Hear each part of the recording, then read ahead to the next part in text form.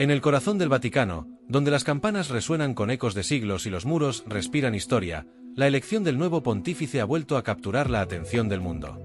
En esta ocasión, todos los ojos se volvieron hacia un evento que, aunque previsto, logró sorprender por su resultado final, la elección del Papa León XIV.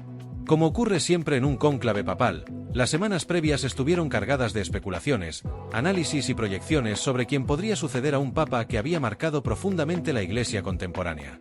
Pero entre todos los nombres que resonaban con fuerza, uno destacaba con una mezcla de respeto, esperanza y devoción: el cardenal Luis Antonio Tagle.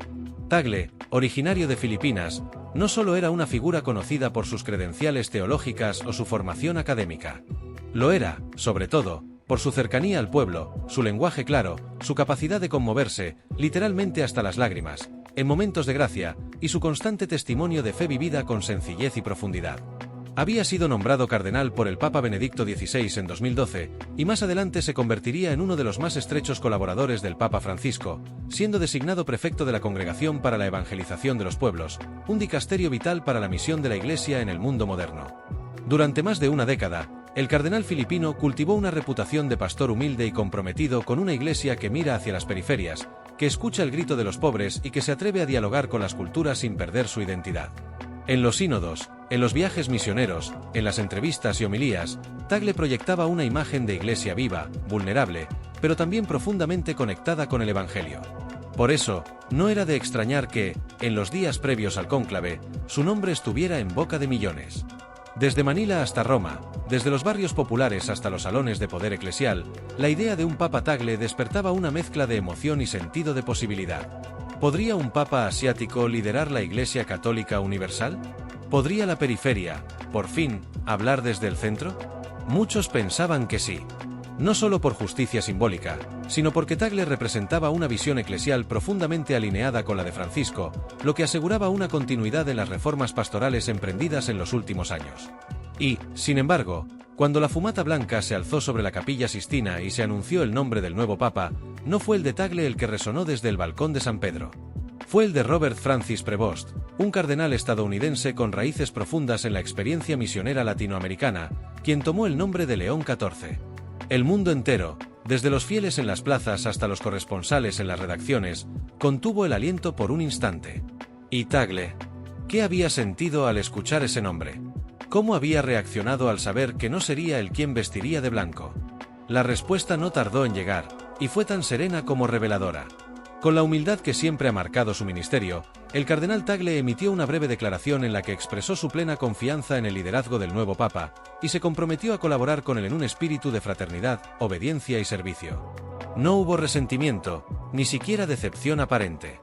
Solo la calma de quien sabe que el reino de Dios no se construye desde el ego ni la ambición, sino desde la fidelidad a una misión más grande que cualquier nombre propio. Dentro del Vaticano, las fuentes cercanas a la curia destacaron que, lejos de distanciarse, Tagle y el Papa León XIV comparten una visión común de iglesia, una iglesia misionera, cercana a los marginados, abierta a la pluralidad cultural y profundamente enraizada en el Evangelio. Sus trayectorias, aunque diferentes en origen y geografía, convergen en su compromiso con una fe vivida en lo cotidiano, en el encuentro, en la escucha. De hecho, ya se habla de la posibilidad de que León XIV mantenga a Tagle en un puesto de gran relevancia dentro de la curia romana. Algunos incluso sugieren que su rol podría ampliarse, con mayor autoridad en asuntos relacionados con la evangelización global y el diálogo interreligioso. Después de todo, su experiencia en Asia, su sensibilidad pastoral y su comprensión del tejido multicultural del catolicismo lo hacen un candidato natural para articular la presencia de la Iglesia en un mundo cada vez más globalizado y fragmentado. La figura de Tagle, por tanto, no se apaga con esta elección. Más bien, se transforma. Pasa de ser un posible sucesor de Pedro a consolidarse como una columna clave en el puente que León XIV busca construir entre continentes, sensibilidades y generaciones. Con su rostro sereno, su sonrisa tímida y su corazón compasivo, sigue siendo, para millones, un faro de esperanza, no como papa, sino como servidor fiel del Evangelio. Así, en esta nueva etapa que comienza, en la que las decisiones y símbolos serán observados con lupa por católicos y no católicos por igual, queda claro que el liderazgo no siempre se ejerce desde el trono. A veces, se ejerce desde la segunda fila, desde el consejo leal, desde la coherencia silenciosa. Y eso, quizás, es lo que hace de Luis Antonio Tagle una figura aún más significativa en esta transición. La historia, sin embargo, no termina aquí. Porque mientras muchos digerían la sorpresa de la elección, otros comenzaban a preguntarse con insistencia: ¿quién es realmente Robert Francis Prevost, ahora León XIV? La pregunta comenzó a circular con fuerza en las primeras horas tras el anuncio desde el balcón de la Basílica de San Pedro. ¿Quién es el nuevo Papa? ¿Quién es Robert Francis Prevost, ahora León XIV? Para muchos dentro y fuera del Vaticano, su elección fue una sorpresa. No porque careciera de credenciales o experiencia, sino porque no formaba parte del grupo de los llamados papebels más visibles ante los ojos de los medios y del público general. Su nombre circulaba, sí, pero casi siempre como un posible aliado de peso en una futura administración, no como el hombre que acabaría portando el anillo del pescador. Sin embargo, quienes lo conocían más de cerca no se sorprendieron tanto. Prevost, nacido en Chicago en 1955, no encarnaba el perfil de un príncipe eclesiástico. Su vida, antes de alcanzar notoriedad en Roma, transcurrió mayoritariamente lejos de los corredores del poder vaticano. Perteneciente a la Orden de San Agustín, su vocación fue profundamente misionera desde el inicio. Durante casi 2 décadas, sirvió como misionero en Perú, donde se empapó de la cultura local, aprendió el idioma, vivió entre los pobres y experimentó en carne propia la espiritualidad popular latinoamericana.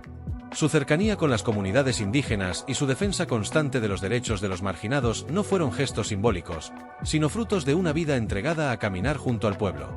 Fue nombrado obispo de Chiclayo, una diócesis costera en el norte peruano, donde profundizó su compromiso con una iglesia que no habla desde arriba, sino que se hace presente desde abajo, desde el barro y la esperanza. Más adelante, su experiencia pastoral y su perfil sereno y resolutivo llamaron la atención de Roma.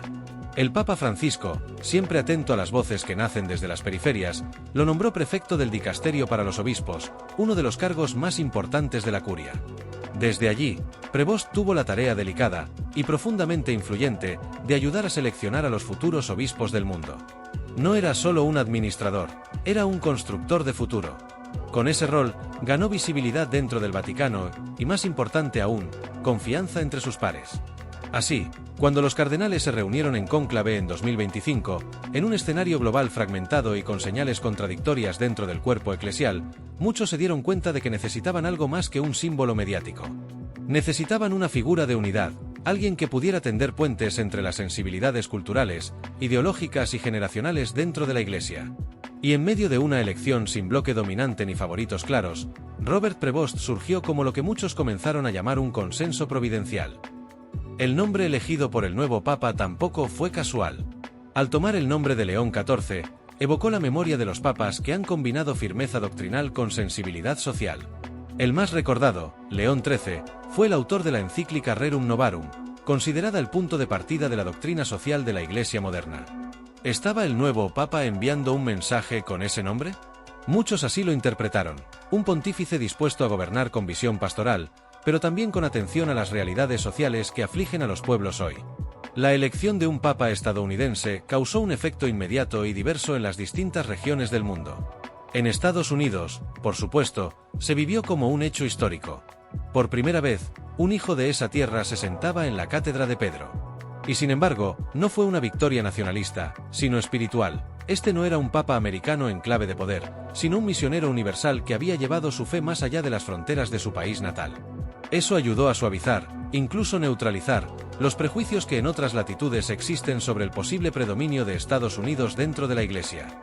Pero fue en América Latina, y especialmente en el Perú, donde la elección de León XIV tuvo un sabor profundamente personal. Allí no lo veían como un extraño, sino como un pastor que conocía sus caminos, sus dolores y sus esperanzas. En Lima, Chiclayo, Cusco y otras ciudades, los fieles celebraron no tanto la elección de un papa, sino la coronación de una vida entregada al servicio de los más pequeños. La prensa latinoamericana lo presentó como un papa de las periferias con acento andino, subrayando que sus años de misión no fueron decorativos, sino verdaderamente formativos. En las horas y días posteriores al anuncio, también se disiparon muchos rumores sobre la reacción del cardenal Tagle ante el resultado del cónclave. Algunos medios sensacionalistas comenzaron a especular sobre su supuesta decepción o incluso lágrimas tras no haber sido elegido. Pero tales afirmaciones fueron rápidamente desmentidas tanto por fuentes del Vaticano como por quienes lo conocen personalmente. No, Tagle no lloró por no haber sido elegido papa. Y si hubo lágrimas, como él mismo ha demostrado tantas veces, serían lágrimas de gratitud, de reverencia ante el misterio de la fe, no de frustración. Porque si algo define a Luis Antonio Tagle, es su capacidad de aceptar con serenidad los designios de Dios, incluso cuando no coinciden con las expectativas humanas. Como él mismo dijo una vez: cuando estás ante un misterio más grande que tú, tiemblas. Pero no por miedo, por reverencia. Y así, mientras los focos del mundo se posaban sobre el nuevo Papa, el cardenal Tagle seguía siendo una figura esencial, no por el cargo que no obtuvo, sino por la coherencia de su testimonio. La historia no lo había descartado, sino reposicionado. Su papel estaba lejos de concluir. Y quizás, como muchos comenzaron a intuir, esta nueva etapa de la Iglesia requería tanto de un líder como de un consejero sabio, confiable y profundamente humano. Así se dibujaba el inicio de un nuevo capítulo para la Iglesia católica. Uno donde dos figuras, León XIV y Tagle, no se enfrentaban ni se contradecían, sino que se complementaban. Y precisamente en esa complementariedad muchos vieron el verdadero signo de los tiempos. Lejos de cualquier narrativa de rivalidad o competencia, la relación entre el Papa León XIV y el cardenal Luis Antonio Tagle comenzó a perfilarse como uno de los pilares de esta nueva etapa eclesial. Dos rostros distintos de una misma Iglesia. Uno, profundamente enraizado en la tradición misionera latinoamericana. El otro, símbolo del dinamismo pastoral asiático, marcado por el diálogo interreligioso, la sensibilidad social y la humildad encarnada. Juntos, representan algo más que continuidad. Representan una Iglesia en movimiento, que ya no está exclusivamente en Europa, sino que habla con acento global. León XIV, con su historia tejida entre Chicago y Perú, y Tagle, hijo de Manila, nieto de culturas cruzadas, expresan una fe católica realmente universal, no solo en número, sino en experiencia vital. Este nuevo equilibrio no fue diseñado en laboratorios teológicos ni en despachos diplomáticos.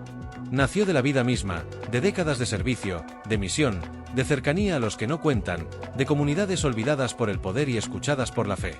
Vaticanistas y observadores internacionales comenzaron a trazar paralelismos.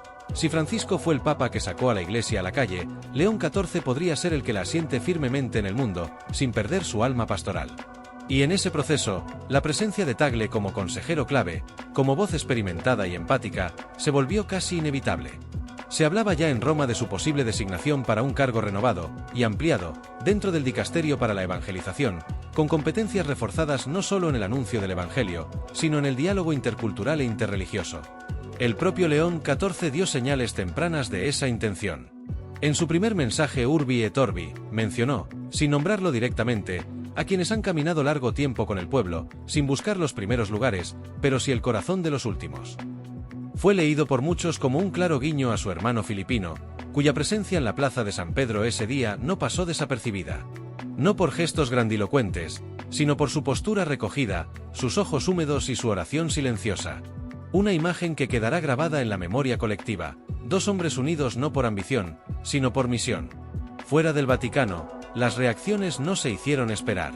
En Filipinas, la figura de Tagle fue celebrada con un orgullo sereno. No como el Papa que no fue, sino como el cardenal que representa una Iglesia que se atreve a llorar, a escuchar, a acompañar.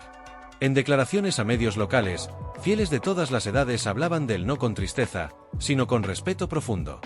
Él es uno de nosotros, decía una mujer en un barrio de Manila.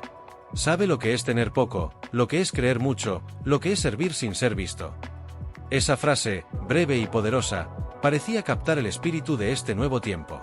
Mientras tanto, en América Latina, la elección de un papa con historia peruana también generó una ola de entusiasmo inesperado. Desde Ciudad de México hasta Buenos Aires, pasando por Caracas y Bogotá, las comunidades católicas sintieron que algo les pertenecía en esta elección. León XIV, aunque estadounidense de nacimiento, no era ajeno a sus luchas. Había vivido en carne propia la pobreza estructural, las tensiones sociales, la espiritualidad de los pueblos que rezan con los pies descalzos. Era uno de ellos. La prensa latinoamericana no tardó en interpretar el momento como un gesto de reconocimiento. El diario El Comercio en Lima tituló, "El Papa que caminó con nosotros". En La Nación de Argentina se leía, "Del sur al corazón del mundo, una nueva era eclesial". Y en El Tiempo de Colombia, "Un pontífice misionero, no de escritorio". Estas lecturas reflejaban no solo entusiasmo, sino una identificación real. La elección del Papa León XIV no fue percibida como una imposición, sino como una oportunidad de reconciliación eclesial, entre centro y periferia, entre tradición y renovación, entre doctrina y vida. Por otro lado, muchos notaron cómo el discurso del nuevo Papa evitaba cuidadosamente los tonos polarizantes. No hubo discursos sobre batallas ideológicas ni señales de endurecimiento doctrinal. Lo que se vio y se escuchó fue una invitación al encuentro, al discernimiento comunitario, a una iglesia sin miedo a la complejidad del mundo. Y eso, precisamente, es lo que compartía con Francisco y con Tagle, una visión de iglesia que no impone, sino que acompaña, que no condena desde arriba, sino que camina desde abajo. En esta nueva etapa, la colaboración entre León XIV y Tagle no solo parece probable, sino deseada por vastos sectores de la iglesia. Ambos están marcados por una pastoral del pueblo, por una teología del encuentro, por una espiritualidad de la ternura.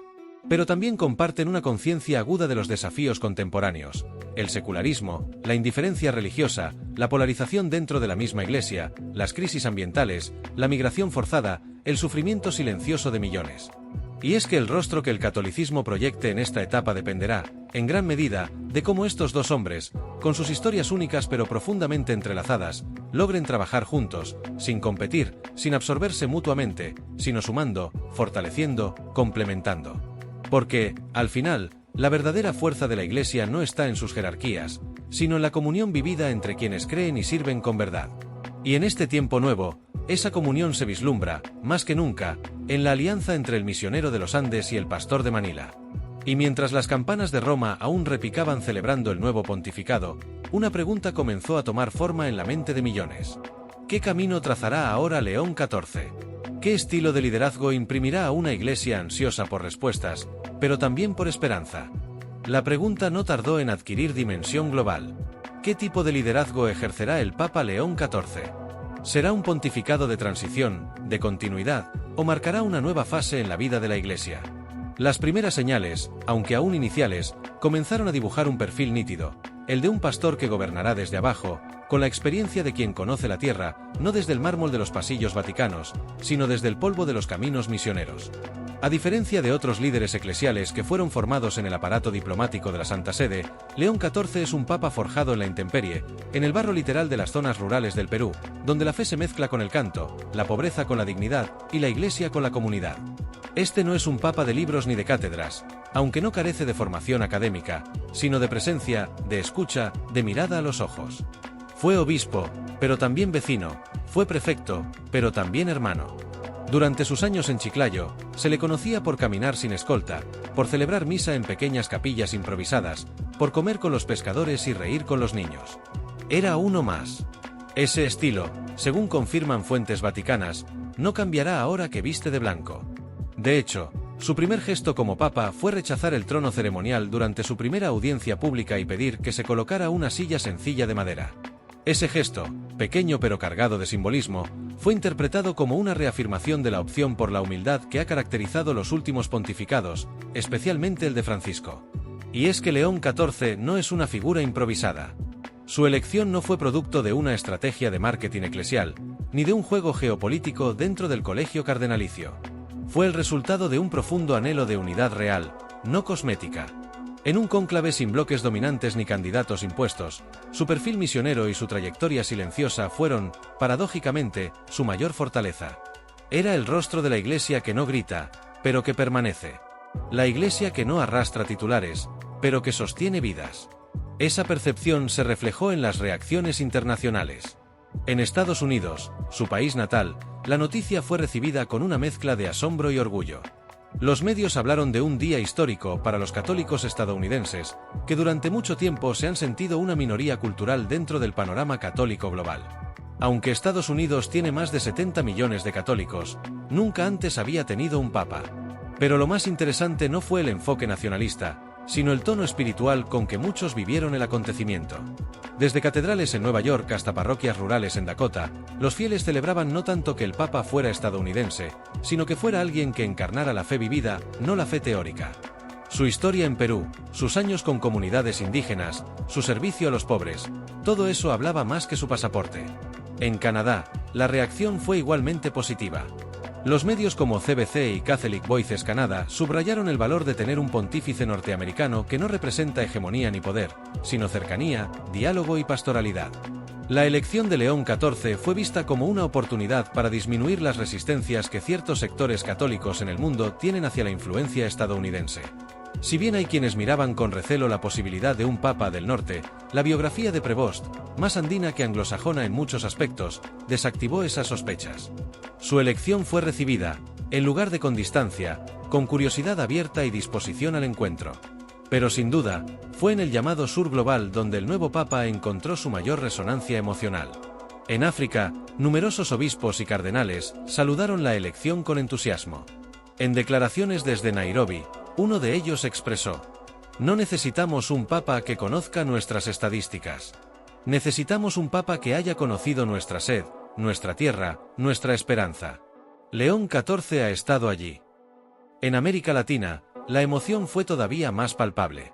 La cercanía geográfica, cultural y espiritual del nuevo papa con esta región creó un sentido de familiaridad inmediata.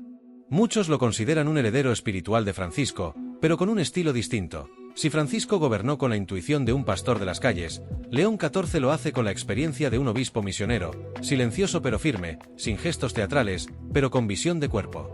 En sus primeras declaraciones, el nuevo papa dejó claro que no está interesado en refundar la Iglesia, ni en protagonizar batallas ideológicas. Su prioridad, dijo, será caminar con el pueblo de Dios, no delante, no detrás, sino junto a ellos. En tiempos de desafección religiosa y de crisis de confianza institucional, estas palabras resonaron profundamente. Ya no se trata de tener todas las respuestas, sino de atreverse a caminar las preguntas junto a las personas. En India, donde hay más de 20 millones de católicos, los medios interpretaron la elección como un gesto de apertura, pero también de estrategia inteligente. El Indian Express habló de un puente entre el norte y el sur, entre el poder y el servicio. Y aunque muchos en Asia se sentían naturalmente inclinados hacia la figura de Tagle, el respeto por León XIV fue inmediato. Era imposible ignorar su historia, su formación intercultural y su capacidad de adaptación. En un continente marcado por la diversidad religiosa, étnica y social, un papa así no era una amenaza, sino una promesa de diálogo. De este modo, comenzaba un pontificado sin estridencias, pero con profundo significado. León XIV no tenía el carisma arrollador de Juan Pablo II, ni la densidad intelectual de Benedicto XVI, ni siquiera el carácter disruptivo de Francisco. Lo que tenía, y tiene, es otra cosa, una autoridad serena, nacida de la coherencia y de la experiencia. Y mientras las primeras semanas avanzaban, una sensación comenzaba a instalarse en Roma y más allá. Este papa no llegaba para imponer un cambio radical, sino para fortalecer una transformación ya en marcha, con paciencia, con raíces y con horizontes. Y, sin embargo, aún quedaba por ver cómo enfrentarían León XIV y su equipo los desafíos concretos, las divisiones internas, los abusos no resueltos, la necesidad de reforma estructural y el creciente clamor por una iglesia más transparente, más inclusiva, más valiente. El mundo había observado con atención. Desde Roma hasta Washington, desde Manila hasta Mumbai, pasando por Nairobi, Sao Paulo y Madrid, la elección de León XIV no fue simplemente un hecho litúrgico o institucional. Fue un gesto que atravesó continentes, conciencias y corazones. No todos comprendieron su magnitud de inmediato, pero muchos intuyeron que algo había cambiado. Y no era solo por el origen del nuevo papa, ni por su biografía misionera. Era porque, por primera vez en mucho tiempo, la figura central del catolicismo no era alguien que venía del centro del poder, sino de los márgenes del mapa eclesial. Un hombre que había sido formado no por el ruido de los auditorios, sino por el silencio de las periferias. Por eso, la elección de León XIV fue vivida por muchos como una especie de sacudida espiritual, una llamada a la autenticidad, a volver a lo esencial, a dejar de mirar la Iglesia como estructura y redescubrirla como pueblo, como cuerpo vivo. Y en ese cuerpo, cada miembro tiene una función. No solo los obispos y cardenales. No solo el Papa. Todos. Desde el catequista que enseña bajo una ceiba en Uganda, hasta la religiosa que sostiene la mano de un enfermo en un hospital de la India. Desde la madre soltera que reza en silencio por sus hijos, hasta el joven universitario que lucha por compaginar fe y razón en un entorno secularizado. Todos somos Iglesia. Y este pontificado parecía estar recordándolo con una fuerza inusitada. Las palabras que el nuevo Papa pronunció en su primera homilía como obispo de Roma no fueron retóricas ni grandilocuentes. Fueron cercanas, casi familiares. Dijo: No traigo respuestas cerradas ni promesas de perfección. Pero sí traigo mis manos, mi corazón y mi deseo de caminar con ustedes. No me miren a mí, mirémonos unos a otros, y juntos miremos a Cristo. Y entonces, en un gesto inesperado, pidió que todos los presentes en la basílica, y los millones viéndolo por televisión o redes sociales, cerraran los ojos, por un momento, rezaran en silencio por la iglesia que está por venir. Fue un momento íntimo, sin música, sin luces, sin guión. Solo silencio. Y millones de personas, en ese instante, se unieron en una misma plegaria. Fue, quizás, la inauguración más sincera que se haya vivido en tiempos modernos.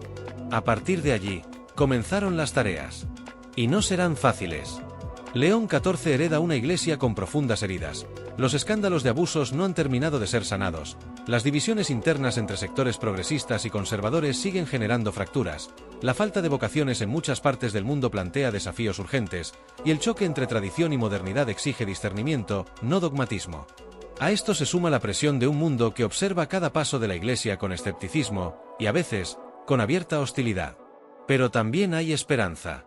Porque nunca como ahora, la iglesia ha estado tan presente en los márgenes, tan consciente de sus errores, tan abierta a escuchar. El camino sinodal iniciado por Francisco ha sembrado una cultura nueva, la del escuchar antes de decidir, del caminar juntos antes de mandar, del discernir antes de imponer. León XIV parece no solo decidido a continuar ese proceso, sino a profundizarlo con la mirada paciente de quien ha vivido entre comunidades que no tienen prisa, pero sí sabiduría. Y en ese horizonte, el rol del cardenal Tagle se perfila con renovada claridad. Ya no como el favorito no elegido, sino como el rostro del acompañamiento silencioso.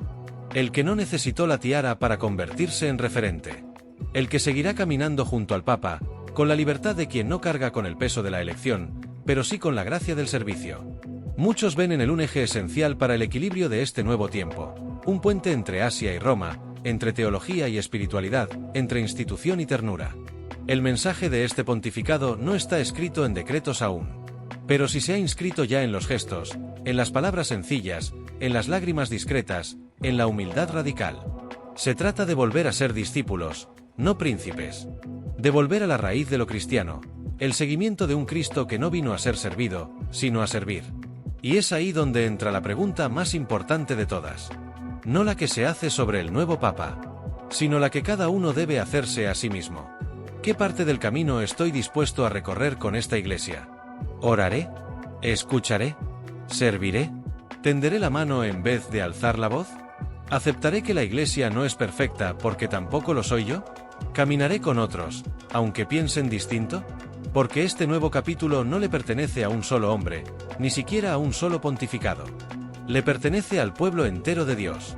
A quienes creen, a quienes dudan, a quienes regresan, a quienes nunca se fueron. A quienes esperan. A quienes construyen. Y si hay algo que este momento histórico nos ha dejado claro, es que la iglesia no está estancada. Se mueve. A veces lentamente, a veces entre tropiezos, pero se mueve. Y cuando se mueve con sinceridad, no va hacia atrás ni hacia los extremos, sino hacia el corazón del Evangelio. Allí nos encontraremos. Bajo el mismo cielo. En la misma esperanza. Siguiendo al mismo Cristo. Un Papa nuevo ha comenzado su misión. Pero el viaje es de todos.